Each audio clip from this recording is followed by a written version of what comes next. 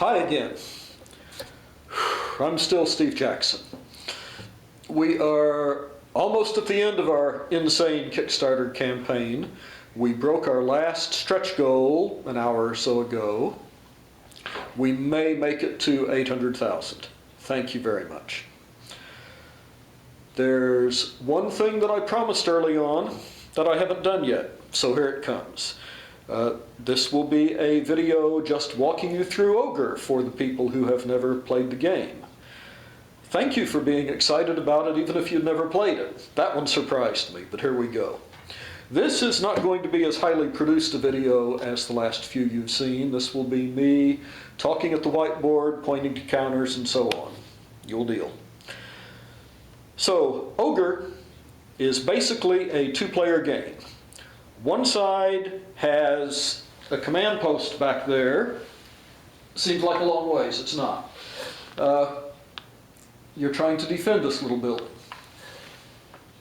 You have a variety of units to defend it with. You'll really have a lot more than that, but I didn't need them for this demo. I want to make the turn short. And attacking is the Ogre, big robot tank. These are all prototypes. Nothing is quite the way it'll really look. And in this scenario, this guy would really be a little bit smaller and blue, but you'll deal with that too. So, the first thing to talk about is the map. The map has three kinds of terrain on it. Dirt simple. See, that's all we've got is dirt. Small joke, free. We have clear terrain, which is just anything brown with nothing in it. And everything treats that as a normal move. We have craters, and nothing can go in those at all. They're obstacles. And then we have these ridge lines you see. Those stop everything but the Ogre, which just grinds over them, and the infantry, which is in battle suits and jumps. But anything can shoot freely over them. Okay, that's the map. That was easy.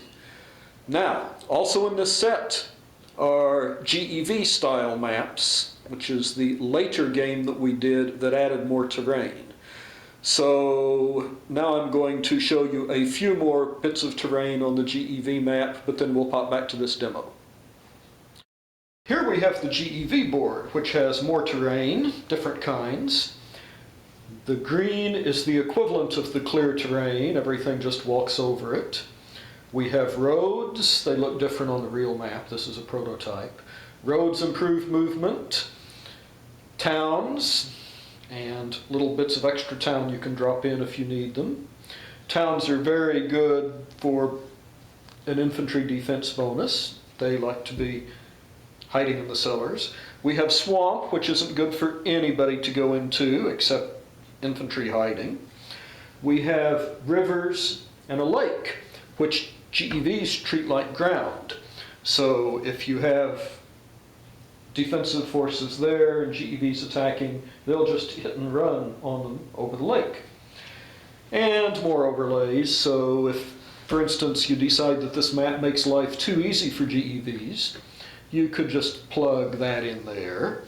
And now instead of zooming through, they have to stop when they get in the woods. They might be disabled. Okay, the only other terrain on here is stream terrain, and that just means that a unit ends its movement when it comes to the stream and then starts again next turn. Unless it's a big guy, an Ogre, for instance, would just walk over the stream. Ogres walk over most things. The next thing is the game counters. Here's a standard game counter. And it's got a name on it, it's got a picture of what it is, and it has three sets of stats. The 3-4 is its attack. That means it attacks with a strength of 3, and we'll be using that CRT up there, combat results table, to do something with the strength of 3. And it can attack something 4 hexes away, which means that if it's there, and Mr. Ogre is here, and we count him as being in front X, 1, 2, 3, no problem, he hits him. He could even hit him if he was there. So that's combat. The second number is defense. He has a defense strength of 2, D2. Again, we'll see what that means when he gets shot at. And the last one is movement. He has a movement of 2 hexes. Beginning of a turn, he's there. 1, 2. Some kinds of counters represent ground effect vehicles, GEVs. They're faster. You see, his movement number is weird. It says M43. So he can move 4 at the regular movement phase. Bzz, bzz, bzz, bzz. Then comes the combat phase. But then he'll move away. Bzz, bzz, bzz. That's really useful if you're bzzing up to an ogre, shooting him, and then hoping to go where the ogre won't go. It's a shame that the GEVs are so weak and flimsy otherwise, because they're very good at running away. Now, you'll notice the ogre has no numbers on him at all. That's because the ogre has a lot of stats that we represent by an ogre record sheet. And here's a little app, so far unfinished, but we'll be distributing that free. But right now I'm going to go old school on the record sheet and do it the way we did when Ogre was first released 35 years ago, back before there were phones. Old school record sheet. What kind of ogre? Mark III. What's his name? Has to have a name. He's going to be KS1, cause Kickstarter 1. Now, the ogre has a lot of different weapons, and we represent them on the sheet. This guy has 2 missiles.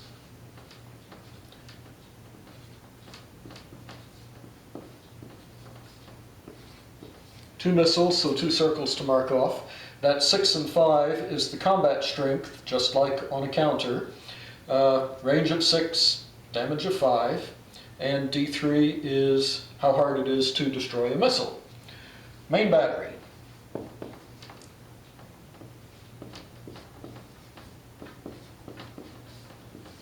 He has 1 big gun in front.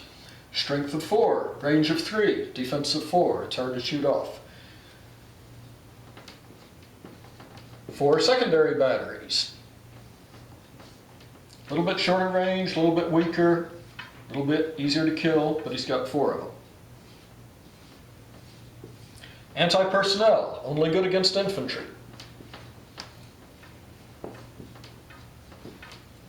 That's to keep the infantry from climbing all over him and staying climbed. Movement. He has 45 tread units, and we'll shoot some of those off here in a minute. Now we're going to do a little bit of combat. Short demonstration. So here's the ogre, and we're just going to pretend that he has moved to there. That would be bad news for that missile tank. So the missile tank has a defense of 2.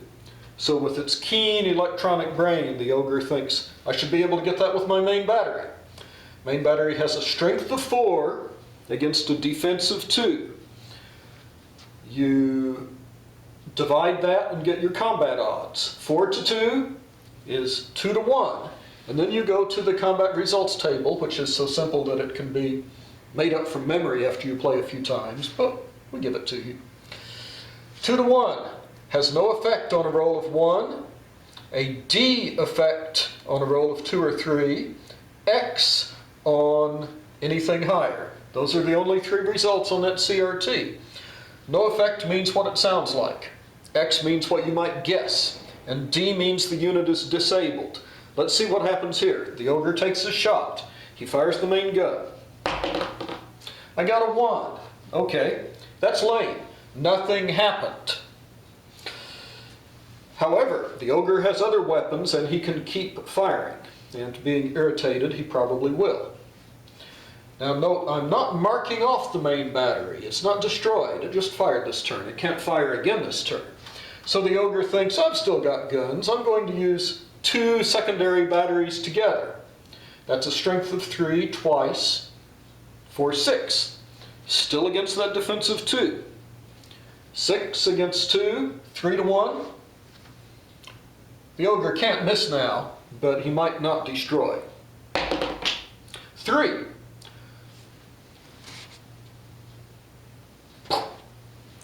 It's gone. Now let's suppose that that hit had been a 2. Suppose the ogre's a really lousy shot, he got a 2 on that 3 to 1. Then he would not have killed the missile tank. He would have disabled it. You see we've got our stripes on there. And you see the only stat on the disabled side is defense. He's still got his defense, but on his next turn he can't move and he can't shoot. If the ogre doesn't finish him off, he will eventually become undisabled and then we'll flip him back. But in this case he's still there, and the ogre still has 2 more secondary batteries unused and nothing else within range. So he's going to say, fine, I will use the other 2. So once again, that's a total of 6 to a 2 defense, or a 3 to 1. On 3 to 1, all we have is D's or X's. And the thing about being disabled is that if you get another D, you're dead. So the ogre doesn't bother rolling. He doesn't have to. Any result is a kill. Really, if the ogre is this far in, there would be more defenders, but I want to make this super quick rather than just quick. So he thinks about what he can do, and he thinks about what he wants to do in the end, which is destroy the command post. And he says, fine, charge like a bull. 1, 2, 3. So there he is. Now he'll take his shots. What's he got in range? The only thing he can hit with his secondaries, which have a range of 2, is the infantry. This is a stack of 3 infantry, so they have a defense of 3. Now, he has 4 secondaries. They each have an attack of 3. So that's 12 to 3, which is 4 to 1, which is the infantry has very little chance of living. That's how the ogre likes it. So he rolls. He gets a 5. X, that goes away. Now, he's got his main battery left. The only thing within its range, which is 3, is that heavy tank. Heavy tank's kind of hard-shelled. It's got a defense of 3. So, main battery 4 against defense of 3. That's only a 1 to 1. He'll take it. 6. Hard to go wrong with the 6. Then the last thing that he's got is missiles. Oh look, infantry within range. Oh look, the GEVs are out of range. They like it that way. Because this is a demonstration, he's going to use a missile. Missile has a strength of 6. That infantry has a defense of 2. 3 to 1. 3 to 1 at a 2. Oh good, I wanted a result like that. That's a D, and that lets me show you the special result of D on infantry. It means you reduce the strength of the infantry by 1. So, he flips over, and that's now a 1 infantry. The ogre has done everything he can do. He shot all of his weapons. He fired a missile. So, I'm marking a missile off. Now, we'll see what kind of pathetic rejoinder the defense can make. Now we're going to take a defense turn. I moved things around a little bit, added a couple more, so the defense turn would be long enough to be interesting. So, what's the ogre got after him right now? He's got 1 infantry, and another 1 infantry, and 3 infantry. He's got a couple of GEVs, he's got a couple of missile tanks, he's got a couple of heavy tanks, and way back there is the howitzer. The howitzer has a strength of 6 and a range of 8, so he can hit from here. So he's going to take his strength of 6 and say, I'm shooting at a secondary battery. So that's a 2 to 1 against a secondary. 6. Boom. One secondary gone. In a real game at this stage, I might have done something else, but in a real game at that stage, I'm dead. I might as well just make the ogre suffer. So now let's do movement. Our infantry has a movement of 2. They're going to run madly up to the ogre where they can shoot at it. So I'm leaving everything turned that way. The heavy tanks have a movement of 3 and a range of 2. So if this one gets here, he can shoot. And notice that he's not straight in the ogre's way. You don't want to be straight in the ogre's way because the ogre can ram. And this heavy tank will also do the best he can. He'll go 1, 2, 3. That gets him kind of close, but if the ogre rams him, it takes the ogre farther from the command post. He may get to make the ultimate sacrifice here in just a minute. The missile tanks have more range and can be farther away. This one's going to go 2, so he's on the other side of a crater now. And you'll see 1, 2, 3. He's in plenty of range. And this guy, he can't run over there, that's a ridge, but he can go 1, 2. And now he's also within 3. And his range is a 4, plenty of room to hit. Now what about the GEVs? They can move 4. 1, 2, 3, 4 will do for him. And that gets him within his range of 2. These counters are a little bigger than the real ones we're going to use. You see the overlap problem?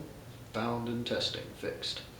So 1, 2, 3, 4, and he's now within his range of 2 also. So everybody who's left can shoot. I already took the howitzer, so what else am I going to go at? The heavy tank has an attack strength of 4.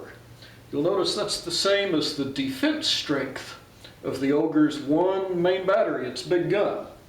So, fine, he's going to shoot. 1 to 1. Got him. So we turn him like so, just so we know he's fired. We find our purple marker and we mark off the main battery. And the ogre right now is going, ooh, that stings. The other heavy tank says, whoa, no main battery left for me to shoot at. What should I do? And he's going to go for treads. So turn him sideways to show he fired. When you shoot at treads, you don't worry about the combat results table. You just roll as though it were a 1 to 1, and if you get a 5 or 6, you got that many treads. Though he has a strength of 4, so if he hits, he'll kill 4 treads.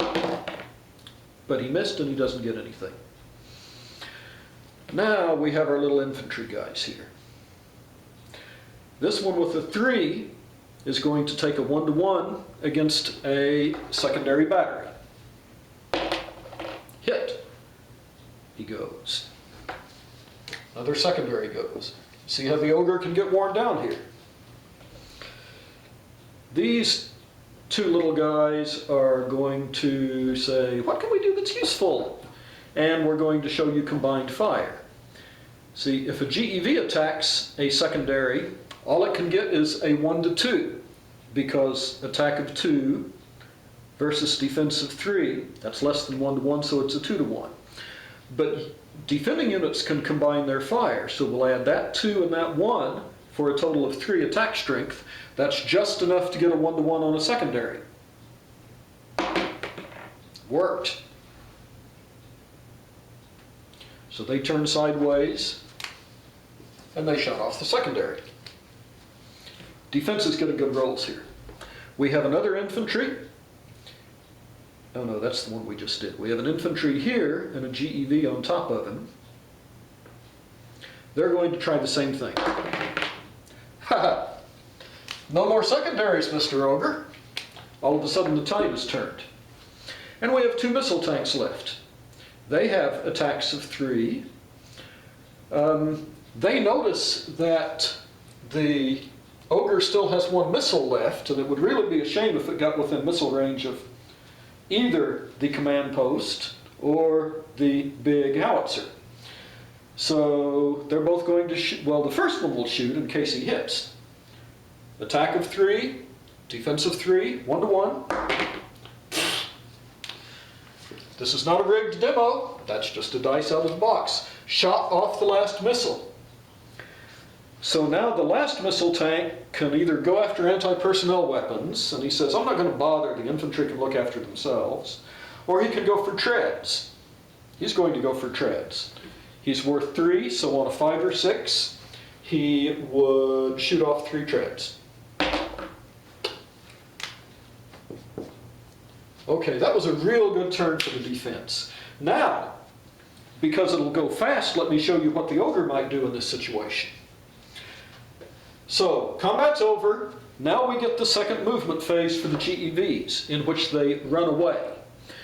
Now, because the ogre had all his guns shot off, they don't have to run very far. They just don't want to be rammed. So he's going to move 1, 2, 3. And we'll turn him like that again to show he's had his second move. The second GEV will also move 3. It can pass right through a friendly unit. It can't stop there, but it can pass through. And it's going to park right behind the ogre, which would be risky if the ogre had guns or if there weren't lots of enemies, but that GEV is gambling that the ogre won't turn around and ram it because that would take it farther from the command post. Now I'm thinking for the ogre, what do I want to do? If I kill that, I win. But the only way that I can kill it at this point is by driving next to it and shooting it up with my remaining pop guns, my anti-personnel, or by running over it. Lots of these guys are going to be shooting at me every turn. I still have a movement of 3. If I keep that movement, then it takes me 1, 2, 3 turns to get there. But those guys are all going to be shooting at my treads.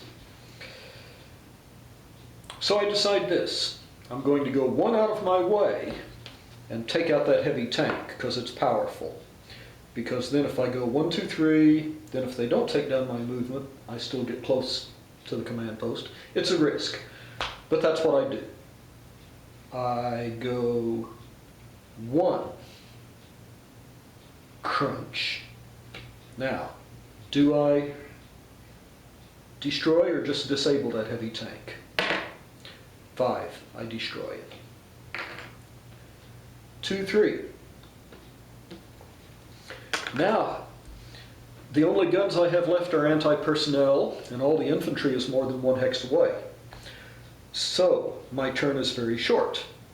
In the next turn, these guys would try and clump up, except for him, he can't move, he'd just laugh and shoot.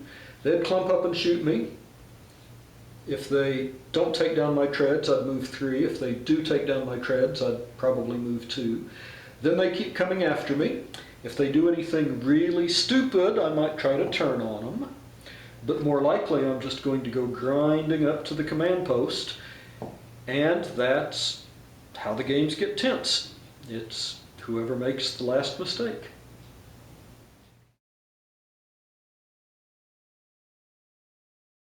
And that's it. That's how you play Ogre. Thanks for your support. It's been crazy. This is the last video you get from me until the thank you, and that's going to be a big thank you video. Or maybe a medium-sized, very loud thank you video. Thank you. Bye.